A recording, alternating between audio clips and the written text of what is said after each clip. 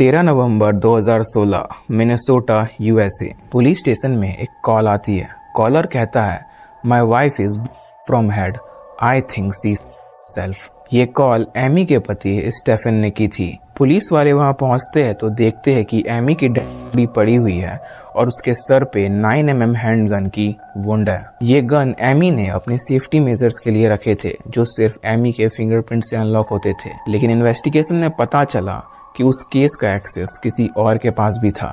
जो केस अब तक एक कर रहा था, वो एक कोल्ड ब्लडेड बदल चुका था।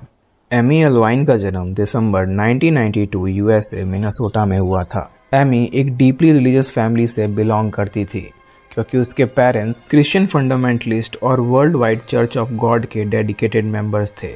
ये ऑर्गेनाइजेशन बाइबल्स के टीचिंग्स को स्ट्रिक्टली फॉलो करती थी। एमी का पूरा परिवार फेथ के प्रति बहुत डेडिकेटेड था। इवन एमी को स्कूल के एक्स्ट्रा करिकुलर एक्टिविटीज़ में हिस्सा लेना भी अलाउ नहीं था। चर्च के बाहर फ्रेंड्स बनाना भी अलाउ नहीं था। एमी स्कूल सिर्फ क्लासेस अटेंड करने के लिए और पढ़ने के लिए जाया करती थी। स्कूल के बाद एमी ने एम्बेसडर कॉलेज ज्वाइन किया था और ये कॉलेज भी बहुत रिलीजियस था। ये कॉलेज स्टूडेंट्स को लाइफ और चर्च सर्विसेज के लिए रेडी करता था। कॉलेज में उसकी मुलाकात होती है स्टेफन अल्वाइन से। चर्च में जब भी कोई इवेंट होता था तो ये दोनों एक दूसरे के पार्टनर्स बना करते थे और देखते ही देखते ये दोनों एक दूसरे के इन रियल लाइफ पार्टनर बन चुके थे। इन दोनों के बीच में बहुत स्ट्रॉन्ग रिलेशनशिप था। कॉलेज खत्म हो जाने के बाद स्टेफन एमी के ही होम टाउन में शिफ्ट हो जाता है ताकि एमी अपने फैमिली वालों से कनेक्टेड रहे। एमी के पेरेंट्स भी स्टेफन के बारे में जानते थे और इसीलिए उन्होंने 11 अगस्त 1996 में एमी और स्टेफन की शादी करवा दी। दोनों बहुत ही ज़्यादा कमिटेड और स्पिरिचुअल थे। ऑलमोस्ट हर दिन चर्च जाना और उनके सारे इवेंट्स में पार्टिसिपेट करना। चर्च इनके लाइफ का एक सेंट्रल हिस्सा बन चुका था। 2007 में स्टेफन और एमी ने मिलकर एक बच्चे को अडॉप्ट किया था और उसका नाम इन्होंने जोई रखा था और साथ ही इनके पास 2 डॉग पेट्स भी थे। 2011 में इन्होंने मिनेसोटा में एक छोटा सा घर लिया था और ये लोग वहां पर शिफ्ट हो जाते हैं। घर के बेसमेंट में स्टेफन अपना रिमोट जॉब किया करता था एज अ IT टेक्नीशियन और वहीं एमी भी अपने पैशन को प्रोफेशन में स्विच कर चुकी थी।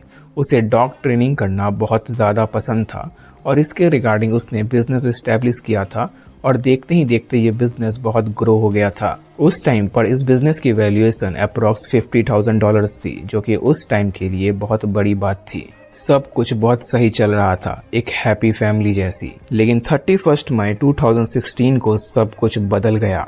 एमी के घर FBI एजेंट और लोकल पुलिस डिपार्टमेंट से 2 ऑफिसर आते हैं और एमी को कहते हैं कि तुम्हारी जान खतरे में है। तुम्हें मारने के लिए किसी ने डार्क वेब से हिटमैन हायर किया था। 1 मिनट पहले तक एमी की लाइफ बहुत नॉर्मल चल रही थी और अब ये सुनने के बाद उसके पैरों तले जमीन खिसक जाती है। FBI एमी को डार्क वेब के बैसा माफिया और एक यूजर के बीच में हुई गई चैट को दिखाते हैं। ये बात कुछ महीने पहले की है। एक यूजर जिसका नाम था डॉग डे गॉड, उसने डार्क वेब के बैसा माफिया से कांटेक्ट किया था। बैसा माफिया एक ऐसा इलीगल मार्केट प्लेस है जहां पर लोग किसी को मरवाने के लिए हिटमैन हायर कर सकते हैं और उसके बदले वो लोग बिटकॉइन में पेमेंट लेते हैं। और वहीं पर डॉग डे गॉड ने एक हिटमैन हायर किया था।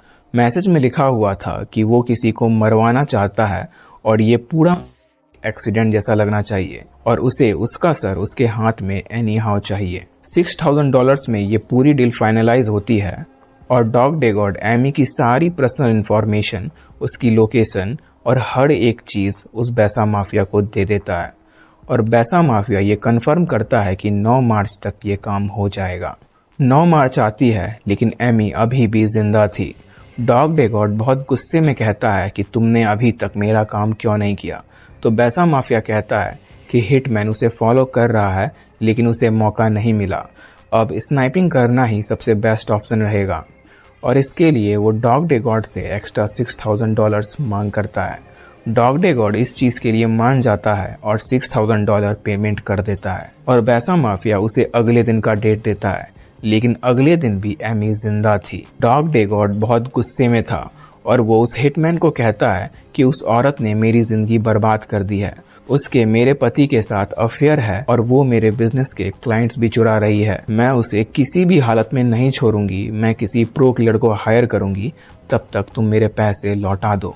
बैसा माफिया कहता है कि ये अब पॉसिबल नहीं है क्योंकि ये वेबसाइट हैक हो चुकी है और यदि तुमने कुछ और पैसे नहीं दिए तो वो ये सारा डेटा पुलिस को दे देगा। जब FBI वालों को पता चला कि डार्क वेब का बैसा माफिया हैक हुआ है तो वो उनके ऑनलाइन डंप डेटा को एक्सेस करते हैं और उसमें ढेर सारे नाम थे और उसमें एक नाम एमी एल्वाइन का भी था और इसी के थ्रू वो एमी तक पहुंच पाते हैं।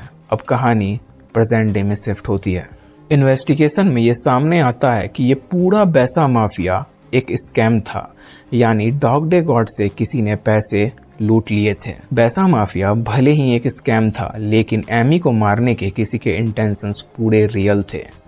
FBI वालों ने एमी के बिजनेस पर फोकस किया क्योंकि डॉग डे गॉड और बैसा माफिया के बीच टोटल 147 मैसेज एक्सचेंज हुए थे और उन्हीं में से एक मैसेज ये था कि यदि एमी मर जाती है तो उसका सारा बिजनेस उसका हो जाएगा। तो FBI वालों ने एमी के बिजनेस पर फोकस किया। स्टेफन को एमी के बिजनेस से कोई लेना देना नहीं था, उसे डॉग ट्रेनिंग करना तो पसंद भी नहीं था। और अब बचते हैं 3 लोग, एक उसके चर्च की बेस्ट फ्रेंड, 2 उसके बिजनेस फ्रेंड्स।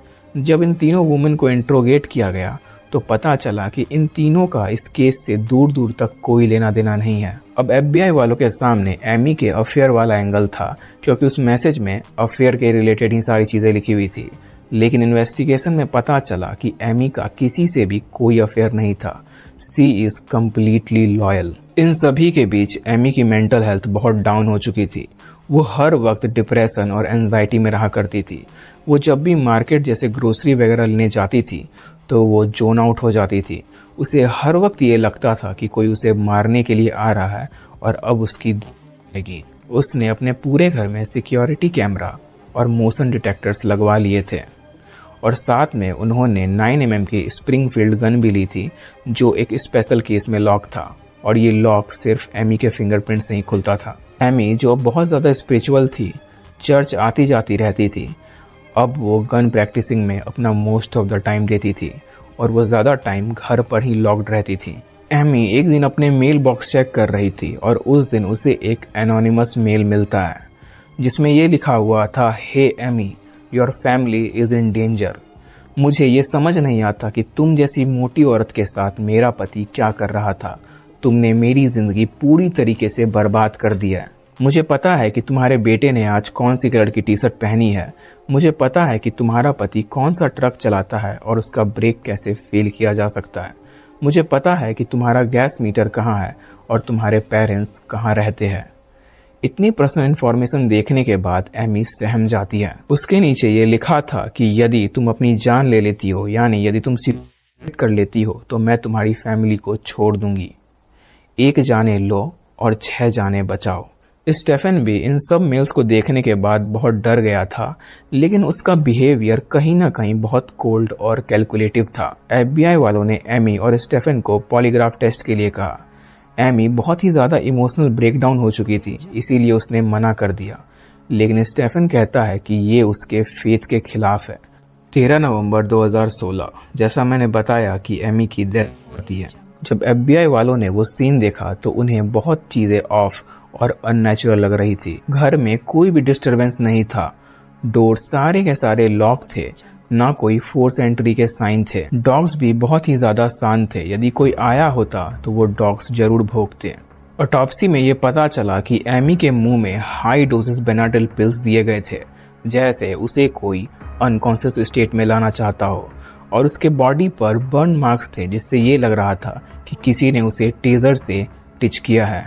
और एक बहुत बड़ी बात ये पता चलती है कि वो केस जो सिर्फ एमी के फिंगरप्रिंट से खुला करता था, उस पर किसी और के भी फिंगरप्रिंट के निशान थे, यानी एमी के अलावा भी कोई उस केस को एक्सेस कर सकता था और ये फिंगरप्रिंट स्टेफन का था। उस गन पर और उस केस पर दोनों पर स्टेफन के फिंगरप्रिंट्स के मार्क्स मिले थे और स्टेफन का झूठ यहीं पर पकड़ा जाता है। FBI वालों ने जैसे ही स्टेफन का बेसमेंट चेक किया तो उनके होश उड़ गए। इन्वेस्टिगेशन में पता चला कि डॉग डे गॉड और कोई नहीं बल्कि स्टेफन ही था। उसने ही अपनी पत्नी को मरवाने के लिए डार्क वेब के बैसा माफिया से हिटमैन हायर किया था और जब ये प्लान वर्क नहीं किया, उसके साथ स्कैम हो गया, तो उसी ने अपनी बीवी की जान ले ली। लेकिन सवाल ये था कि आखिर स्टेफन ने ऐसा किया क्यों। स्टेफन रेगुलर बेसिस पर स्कॉट वेबसाइट यूज किया करता था और इवन उसने 10-15 बार से भी ज्यादा के साथ सेक्स किया था। जब जब उसकी बीवी घर पर नहीं होती थी तो वो वहां बुलाता और उनके साथ फिजिकल होता, और वो naughtydates.com जैसे डेटिंग वेबसाइट्स को यूज किया करता था जहां पर अफेयर्स वगैरह किए जाते हैं। और यहीं पर उसकी मुलाकात होती है मिकाएल वुड से। इन दोनों की मीटिंग होती है। स्टेफन ने मिकाएल को ये कह रखा था कि उसकी बीवी के साथ वो बिल्कुल भी खुश नहीं है, वो बस एक लवलेस लाइफ जी रहा है। स्टेफन और मिकाएल के बीच में फिजिकल और इमोशनल इंटीमेसी बहुत ज्यादा थी, लेकिन स्टेफन का कहना था कि वो उसे डाइवोर्स भी नहीं दे सकता था क्योंकि वो उसके फेथ के खिलाफ है, और इसीलिए उसने ये रास्ता चूज किया और फिर स्टेफन को लाइफ इम्प्रिजमेंट हो जाती है। That is for the today. Stay safe. Thank you.